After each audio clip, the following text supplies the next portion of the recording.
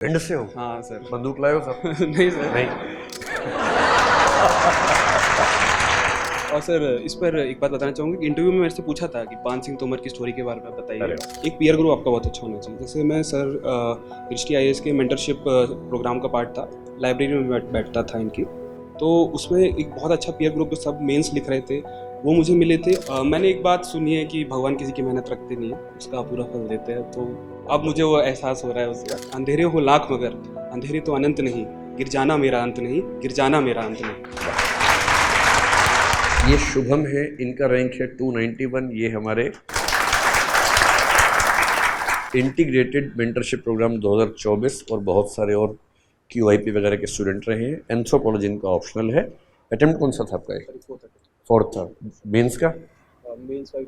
Mains का fourth था। आप अपवाद इस अब तक के अपवाद देख रहे हैं, फिर बताओ क्यों चौथा अटेम्प्ट देना पड़ा? बच्चों को समझाओ।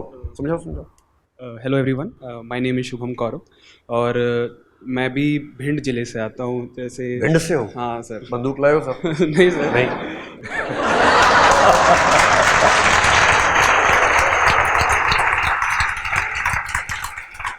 तो भिंड का मतलब बुंदेलखंड हुआ ना? हाँ सर, बुंदेलखंड। बुंदेलखंड में लड़कों को मोड़ा बोलते हैं, मोड़ा। मोड़ा मोड़ी। लड़का मोड़ा, लड़की मोड़ी। बिल्कुल सर। तो सर वैसे तो किसानों का परिवार है, पर मेरे पापा का फौज में हुआ था, तो he is a retired army havildar. तो फौजी को मोड़ो। हाँ सर, फौजी को मोड़ो। बिल्कुल पान सिंह तोमर की तरह। पान सिंह तोमर अगर आप देखेंगे फिल्म में, उसमें वो भाषा बड़ी अच्छी है। और सर इस पर एक बात बताना चाहूँगा कि इंटरव्यू में मेरे से पूछा था कि पान सिंह तोमर की स्टोरी के बारे में बताइए, अरे और वो डकैती क्या रीज़न है उसका? डकैती नहीं, बागी। बागी सर। पान सिंह तोमर एक खिलाड़ी था, बाद में वो बन गया जिसको हम डाकू कहते हैं।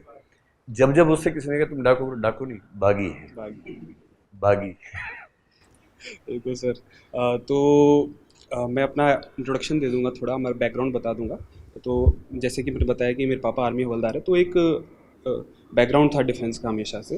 तो मेरा जब IIT BHU से मैंने ग्रेजुएशन किया सिविल इंजीनियरिंग में, तो मेरा IIT में होने के बाद मैंने NDA का एग्ज़ाम निकाला था, जिसमें 55th रैंक आई थी मेरी। अरे लेकिन उसके बाद सफ़र बहुत लंबा हो गया, 8 साल लग गए, और डिग्री कंप्लीट करने के बाद मैंने तैयारी शुरू की थी। तो 4 बार प्रीलिम्स निकाला था मैंने, लेकिन मेंस में सर हर बार रुक रहा था मेरा। क्यों रुके, बताओ सबको। यस सर, मैं जैसे मेंस में आपको पता है 9 पेपर होते हैं, तो उसमें कुछ पेपर्स होते हैं जिनको एक्स फैक्टर बोला जाता है। एसए का पेपर है, एथिक्स का पेपर है, और ऑप्शनल का पेपर है। तो जब मैंने एनालिसिस किया अपने पूरी जर्नी का, तो ऑप्शनल पेपर है जो एंथ्रोपोलॉजी, उसमें मेरे हमेशा थोड़े कम नंबर थे, पेपर 1 में स्पेसिफिकली। हर बार मेरा यही हुआ है कि मेंस के स्कोर में इम्प्रूवमेंट हुआ है सर। यही रीज़न था कि एंथ्रो में नंबर बताओ कितने आए? सर फर्स्ट अटेम्प्ट मेरे 160 नंबर थे। 160। फिर और चाहिए 200 कितने?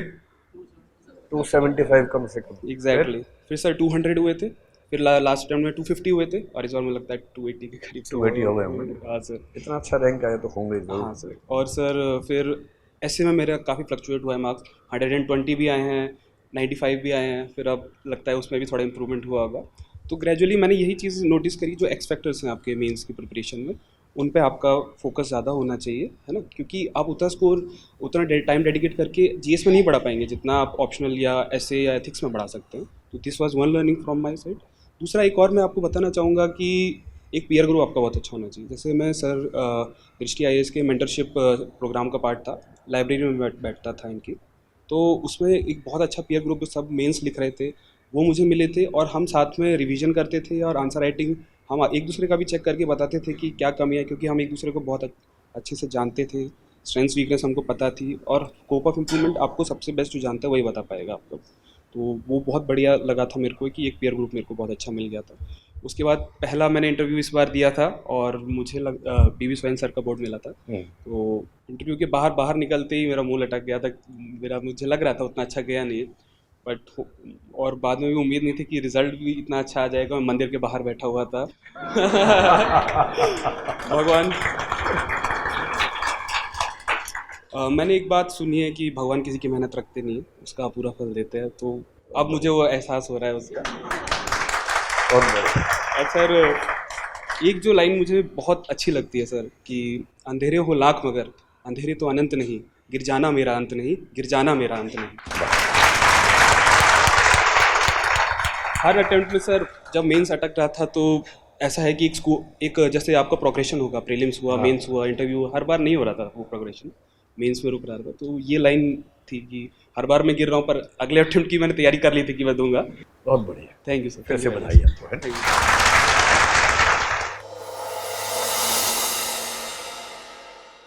For more informative content, like, share and subscribe, and do not forget to press the bell icon to get the notifications.